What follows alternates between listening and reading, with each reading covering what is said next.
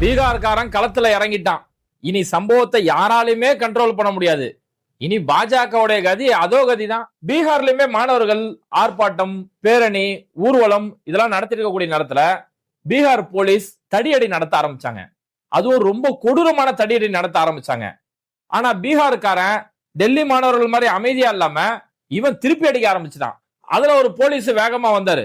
டேய், இங்கெல்லாம் போராட்டம் நடத்தக்கூடாது, போராடுறவங்க டெல்லிக்கு போயிடணும் அப்படின்னு சொல்லி அவங்கள லத்திய வச்சு அடிக்க ஆரம்பிச்சாரு. கொஞ்ச நேரத்திலே பார்த்தோம்னா அந்த மாணவர்கள் போலீஸையே சிறைப்பிடிக்க ஆரம்பிச்சிட்டாங்க. போலீஸ மன்னிப்பு கேட்க சொல்றானுங்க. முட்டி போடு, முட்டி போடு, மன்னிப்பு கேளு அப்படின்றாங்க. அவங்கள வேற வழி இல்லாம அரே மாஃப் கரோ யார் அப்படிங்கக்கூடிய காட்சிகள். அதுக்கடுத்து இன்னொரு போலீஸ் வந்தாரு.